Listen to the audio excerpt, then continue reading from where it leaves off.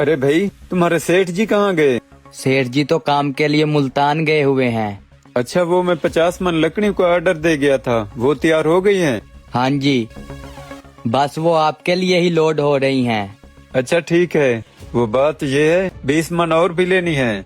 अच्छा ठीक है, वो भी इनके साथ लोड करवा देता हूँ, लेकिन उनके पैसे आप कैश देंगे या सेठ जी के अकाउंट में भेजेंगे? देख, आधी पेमेंट तुम्हें कैश दे देता हूँ, बाकी आधी तू छोड़ दे। मतलब मैं समझा नहीं भाई, आप कहना क्या चाहते हो? देख यार, 10 मन के तुझे पैसे दे रहा हूँ, वो तू अपनी जेब में रख ले, सेठ जी को बताने की जरूरत नहीं है। इस तरह तेरा भी फायदा होगा और मेरा भी। देखो भाई साहब, मैं इतने सालों से सेठ जी के पास काम कर रहा हूँ, लेकिन आज तक मैंने बेईमानी वाला काम नहीं किया और ना ही कभी करूँगा। देखो भाई, अगर आपने लेनी है तो सेठ जी से बात कर लो, मैं इसके साथ लोड करवा दूंगा। अगर नहीं लेनी तो कोई बात नहीं, लेकिन मैं ये काम नहीं करूँगा। देखो भाई, तुम्हें 2 पैसे कमाने का मौका मिल रहा था, वैसे भी कोई दूसरा ये काम कर देगा। भाई कोई और करे तो करे, मैंने हमेशा ईमानदारी से काम किया और ईमानदारी से करूँगा।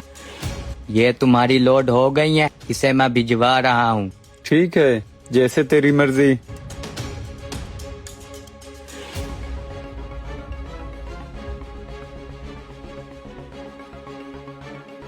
भाई साहब, उसे तो दिया था 2 पैसे कमाने का मौका, लेकिन वो ईमानदारी के गीत गाने लग गया। अब तू बता, तुझे कमाने हैं 2 पैसे? जी मैं सुन रहा था, आप बताएं करना क्या है? वो ही करना है जो मैं उसे बता रहा था। आधे पैसे तुझे बच जाएंगे और आधे पैसे मुझे। ठीक है कर लेंगे, लेकिन जब तक ये रहेगा तब तक नहीं कर सकते, क्योंकि ये हर बात सेठ जी को बताता है। तू उसको छोड़, मैं तेरे सेठ जी को ऐसा पहाड़ा पढ़ाऊंगा, वो इसे काम से ही निकाल देगा। ठीक है, फिर टेंशन नहीं है। ठीक है, फिर कुछ दिन तक मिलते हैं। कल परसों जब तेरा सेठ आएगा ना, मैं उसे अकेले मिल लूंगा। ठीक है, फिर मैं अभी जा रहा हूँ।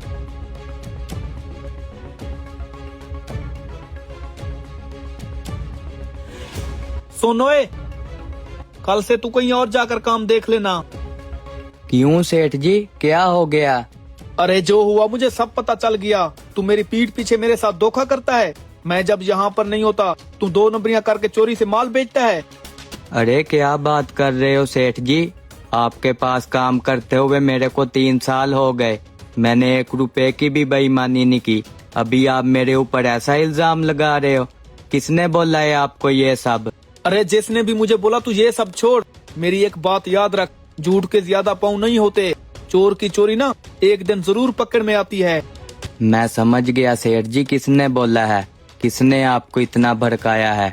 एक दिन आया था उस्मान, उन्होंने मुझे बेईमानी करने के लिए बोला था, लेकिन मैंने उनकी बात नहीं मानी। उसी ने ऐसा बोला है ना आपको? अरे नहीं, उसने नहीं बताया मुझे। मेरे एक खास आदमी ने मुझे सबूत के साथ बताया है, और वो मुझे कभी झूठ नहीं बोल सकता। सेठ जी, इसका मतलब ये हुआ मैं जो 3-4 साल से आपके पास ईमानदारी से काम कर रहा हूँ, उसका कोई मतलब नहीं। मैं आपके पास ईमानदारी से काम करता रहा, वो बेकार रहा, क्योंकि आपके खास आदमी ने बोल दिया तो मैं गलत हो गया। हाँ, मुझे आज पता चला है कि तू कितना बड़ा बेईमान है।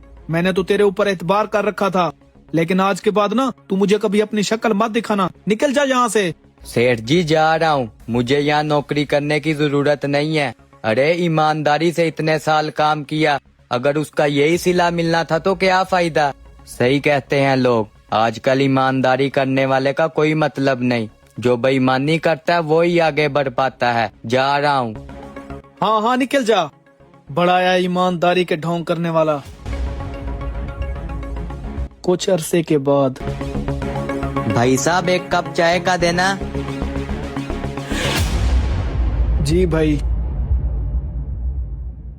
सुलेमान, आप यहाँ? ये सब कैसे? क्या बताऊं अवैस, वो इरफान जो मेरे पास काम करता था ना, उसने मेरे साथ बहुत बड़ा धोखा किया। मेरे सारे कारोबार को तबाह करके निकल गया। वो कैसे? मुझे बाद में पता चला, मेरे खास दोस्त भी उसके साथ मिले हुए हैं, लेकिन क्या करता यार, जब मुझे पता चला तब कुछ नहीं बचा था।